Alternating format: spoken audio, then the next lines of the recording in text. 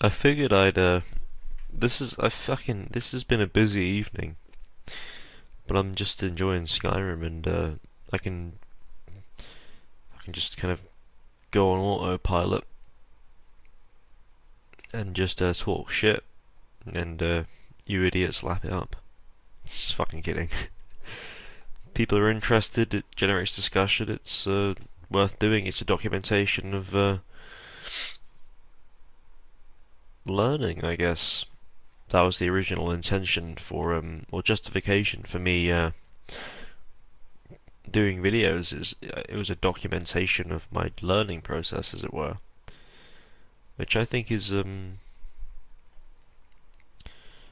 yeah, I think it's a good sort of thing to do because it's also educational to some degree.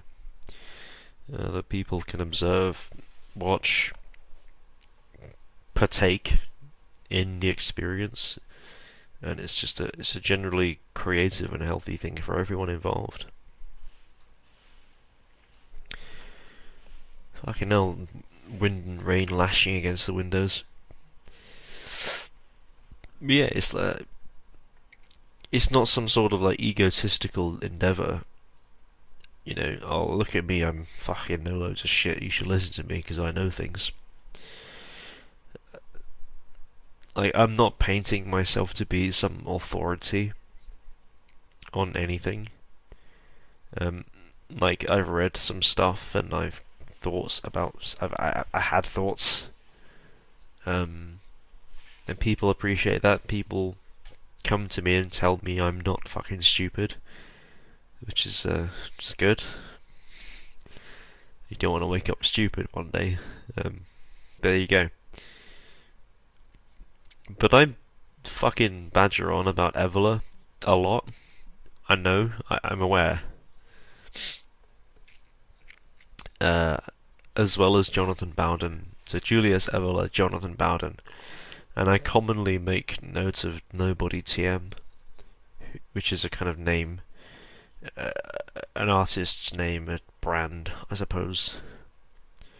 But these are three very important kind of guiding lights for me, as it were, in various kind of different ways. Let's begin. I think I knew nobody TM first, and he hasn't played the role as sort of leader to me, but more of a kind of conduit and a contextualization in his work of pre-established thoughts and possibilities which existed within my own emotional and my emotional states and convictions, conclusions, opinions. I very much appreciate the sort of surrealist aesthetic which he uses. He's developed, and I think his work is similar to Common Filth's. I'm sure people will be familiar with Common Filth, and he does catalogues degeneracy as I suppose, but Nobody TM kind of does the same thing, but in a more artistic fashion. He brings these things to the surface. I wrote an article, I'll link it in the description, about Nobody TM. I'm sure people have read it. I've mentioned it enough. People have read it. I've mentioned it enough. But he'll take these things and more, and it's a kind of exposition. And he really finds a way to draw out the poison in things. He's like a DIY anti-venom. You know, if you don't have any anti-venom on hand, you have to fucking suck the venom out. Don't swallow it of a wound if you can.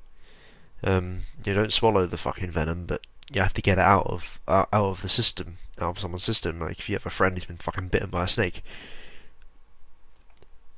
That jewelry. I'm reading the subtitles of Skyrim again. The venom has to come out, and nobody does this with his work, and it's very fascinating. And again, to nobody, his music especially is part of his works, part of the aesthetic, and I appreciate his music especially. Um, Dude, you need to keep keep the download links for your albums like um the last three albums they don't have download links and they haven't done for weeks. Come on, lad. I don't want to rip them all using software and then have to go through them all myself. That's not to say that I like being lazy and having you do everything for me, but just it'd be cool if just you could do that, compile the album and then make the little link. If you're watching this, but also cheers for the work, cheers for the stuff. It's all good. It's very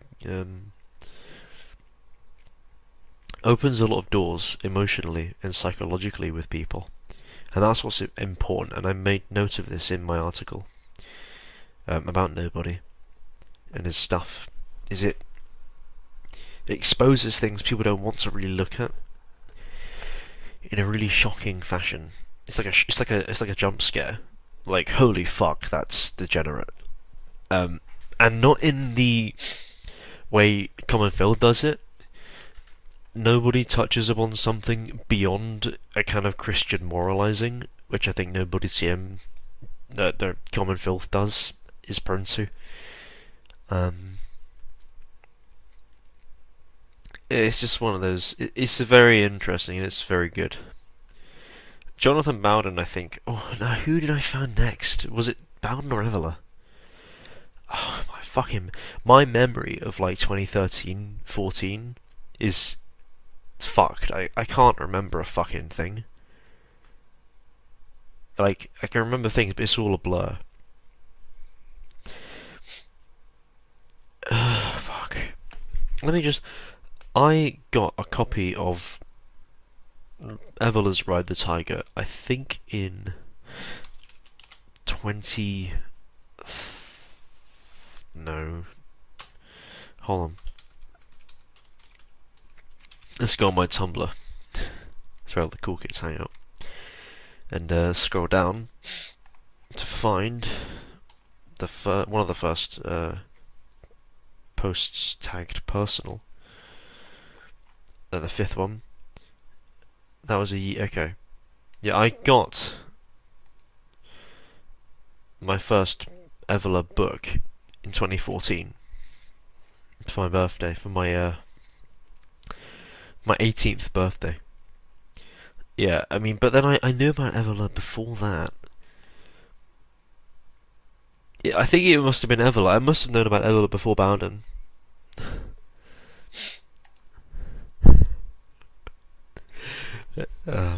Top Dog has commented on one of my videos. Based. But nevertheless, yeah, I think I knew about Evola before Bowden, and I think it was through Paul on 4chan. Must have been around 2013. Yeah, it must have been 2013. And I'm thinking about it because I remember thinking about Kali Yuga when I was in secondary school, when I was 16, no, I was 16. Yeah, I was at that age. I didn't really understand Evola.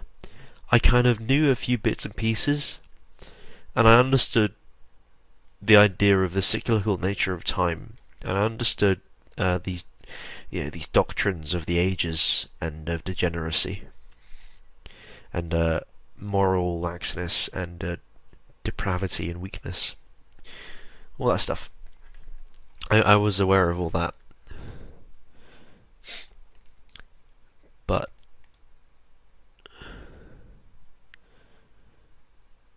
oh shit, I can't. I'm doing only three things at once here. Just give me a moment. Zurius Music asks me if I have any thoughts on Evola's introduction to magic, which I haven't read yet. I've read excerpts and I've seen quotes. Yeah, just give me a second.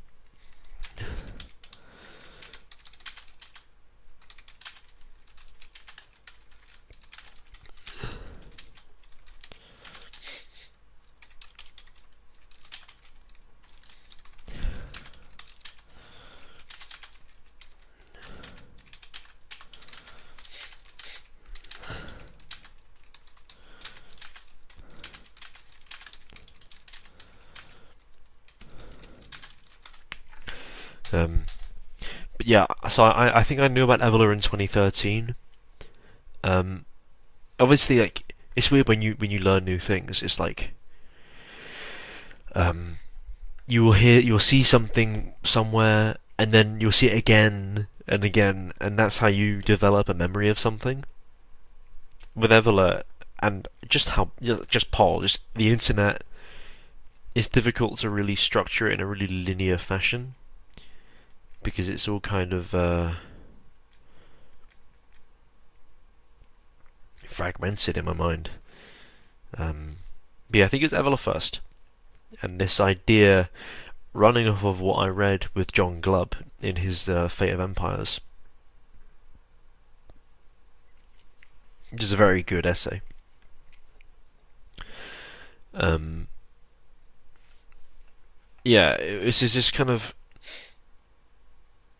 I suppose, confirmation of that, expansion upon that, bringing a little nuance to that. Um, Spirituality was an area which Evola really opened up to me. The idea of metaphysics, philosophy, really getting down to things which are more than just social justice warriors and feminists. Things which are a bit more vital and a bit more profound, a bit more serious, and the true causes for such things. Um,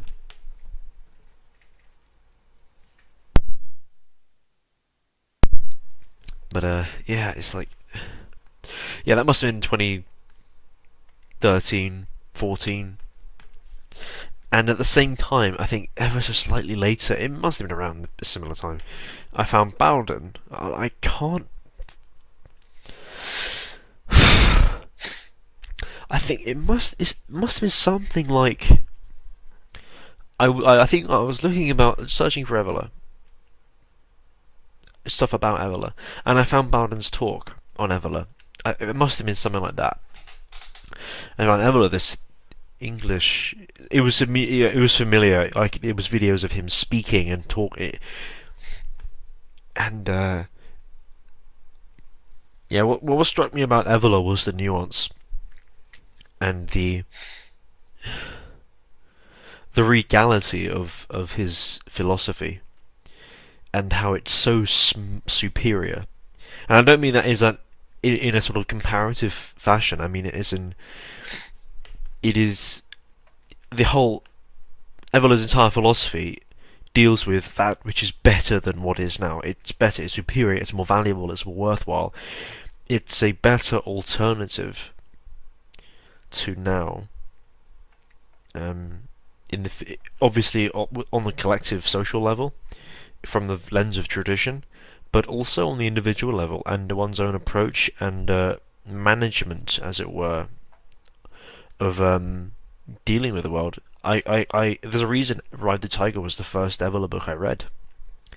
Because as I've said now many times, like when I was 14, 15, 16, I came to really dislike everyone around me. Like, not on a personal level, but just young people, youth culture, parties, drinking, all this stuff I didn't fit into, and I was highly suspicious of all of it. I didn't like any of it, and it wasn't the fact that I didn't like the surface level accretions of these things. I didn't like the essence of them. I didn't like the motivators behind these things. I would ask people, why are you going to do that? Why? And I ask these questions, and people would just say, I don't know, because it's fun. And that meant nothing. It does mean nothing in my view. So I saw some alternative, and Evola provided that alternative to me. So yeah, that's Evola. But with Bowden, it was, but I think by the time I really got into Bowden, I had some established views. Weren't really concrete, but I was sure of my trajectory and my suspicions, and Bowden energized them. Bowden just the vigor of his speaking and his oratory and his writing as well, like how fucking verbose and pretentious it is. It's fucking amazing. It's absolutely great. Just the language he uses is, oh, it's so it's pretentious and but I just look at it as fucking awesome. Let me find. I want to read. Yeah, I want to read that because it's just fucking cool. Hold on. See if I can find. Yeah, I saved an interview he did with Troy Southgate in 2007, and I posted it on West Coast Reactionaries just to preserve it, so it has somewhere to live on the surface web. Where is it?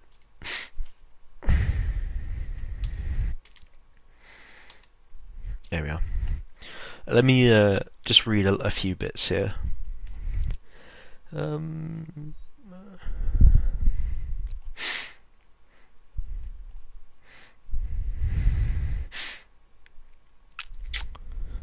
Okay, question 7. Troy asks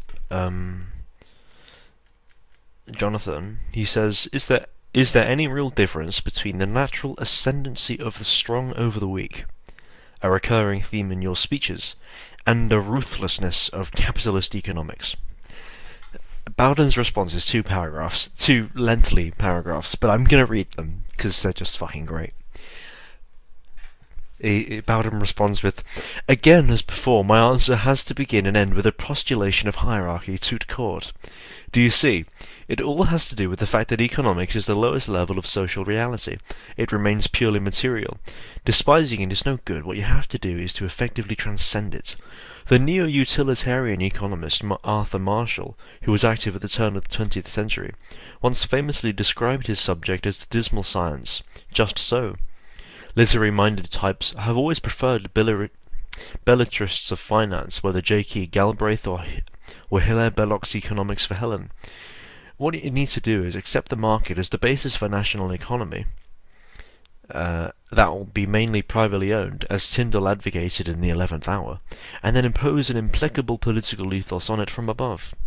Politics must master economics. Businessmen must be made to be spiritually subordinate to spiritual verities, the supreme expression of which is art. Money then serves higher interests to which it is beholden, not the other way round. In all vaguely autocratic systems, the economy operates in the way I've described. Ultimately, you have to teach people not that money is the root of all evil, that's pure blind biblical moralizing, but that capital proves to be a little more than fuel. To start up your car, you need to put the key in the slot. Economic activity then has to serve the national community, not the reverse. As to the alleged ruthlessness of capitalist economics, that's largely Darwinian romanticism. Does an eagle suffer from pity as it tears its prey to pieces in the stump of a tree? Just this first paragraph. It goes to mentioning other authors, the books. You can just tell, like, imagine, like, his mind, and it's always, cogs are always turning really, really, really rapidly. There's sparks flying off everywhere. There's like bulbs everywhere, and they're all kind of blinking on and off. And the second paragraph reads as, "Anyway, do you really suppose that we have an unfettered market after over a century of state intervention or social democratic manipulation of its mechanisms? The only real success the far left's ever had was to provide shotgun marriages for statist institutions in the West. Neoliberals designed pension, health, credit, insurance and social housing schemes in order to buy off proletarian rebellion from below. It owed as much to the far right as the accredited left, hence Skidelsky's hero-worshipping of Mosley in his biography of that name." In brackets, this author moved from being a right social democrat to a left conservative at a later date, close brackets. Likewise, Sir Oswald Mosley's new party contained Marxian economists, and social commentators like John Strachey, later to be Minister of Food in the post-war Labour government. The real point has to be the metaphysical guiding post behind Mosley's post-war treatise, The Alternative. Subordinate economics to the meaning of politics, not as management. The whole point of a political class is to impose a morality on the market. As Heseltine of all people once said, market economics has no ethical system otherwise. Von Hayek's methodology is the implicit moral goodness of markets in brackets because self-correcting close brackets is flawed. But de Benoit's attack on an advocacy of jungle law, whether directed at von Mises, Hayek, Friedman, etc., falls sheer. Why so? Because all that's wrong with primitivism, brutalism, and what Ragnar Redbeard called might is right, has to be an absence of culture. That's the salient point to remember. No Sistine Chapel ceilings would ever have been painted without a systematic metaphysics to master gold. But put in its proper place, why don't you? Yet you can only do so after its creation. In this custodianship, Sir Digby Jones, the former Director General of the CBI, has to find himself subordinated to the manifestation of those 8 symphonies by Sir Peter Maxwell Davies. If you understood any of that, then cool. I was talking a bit quickly, but it's just the energy, just how much is fucking going on. That's what really attracted me to Bowden. It's just the sheer rapacity of it is fucking amazing. It's like crack. It's fucking. It is. I can't really describe just how much I really get something out of it. I feel more awake after reading that. It's 2:30 in the morning. I feel more awake after fucking reading that. That's pretty sad, but I do. It's like it feels like an injection of fucking steroids. Yeah.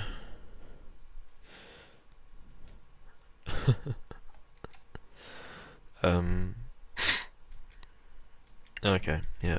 But yeah, that's Bowden. I mean, Evola's language is often very verbose and descriptive, but it doesn't have.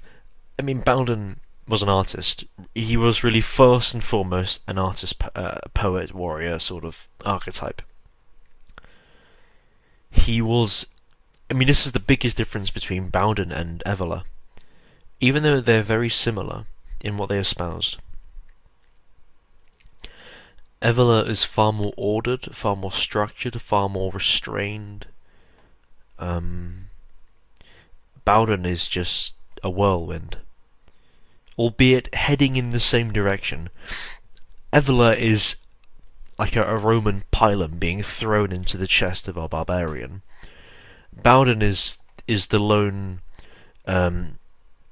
berserker who then takes the fucking pilum out of himself and throws it back at the Romans, and then goes on to decapitate several centuri.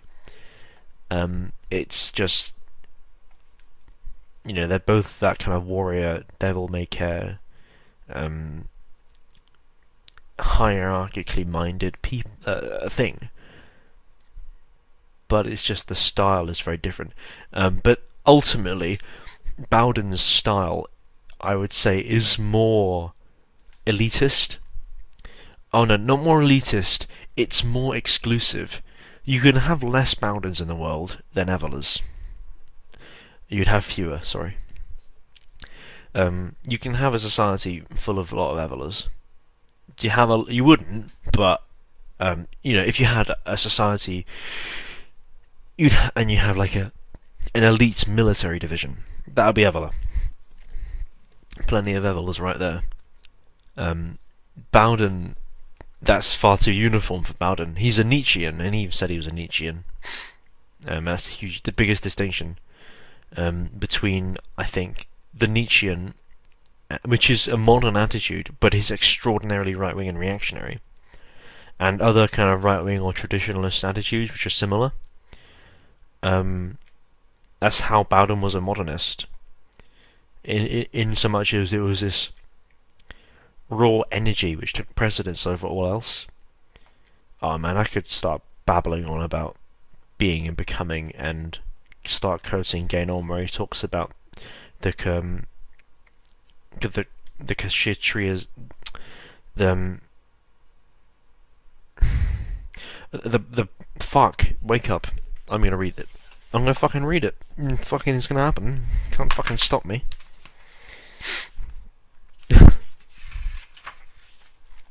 where we are. It's related. I've been going for 25 minutes.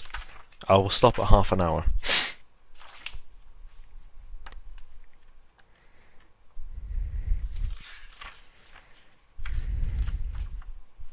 Yeah, here we go. Contemplation and action are, in fact, the respective functions of the first castes, the Brahmanas and the Kshatriyas. The relation between them is also that between the spiritual authority and the temporal power, but we do not propose to go into the subject of the question at length here, as it requires separate treatment. But you have the Brahmana, who is a priest, and the Kshatriya, who is the warrior. Now, Genon is a priest, Evola is a warrior, but compared to Bowden, Evola is a priest. You kind of move ever more into the domain of action and becoming. But from Genon through Evola to Bowden. Yeah, that makes sense, partially. And I think Bowden reflected something in the age, of course. It was a manifestation of something. But I do think, I don't think you. Oh shit! Actually, I think if there is a next Bowden, he will be even more erratic, etc. Because we are going to see war and conflict in the coming decades. Perhaps then you will see as a manifestation of those energies someone pop up like Bowden, but even more extreme, more full-on. But not just a writer, a fighter as well. Although I think you will eventually, the pendulum will have to swing back, and you will have to eventually get back to someone like Evola being at the forefront right now, and then get on back to tradition, as it were, as will happen. I'm fucking rambling now, so yeah, that's some nonsense for you. That's free of charge.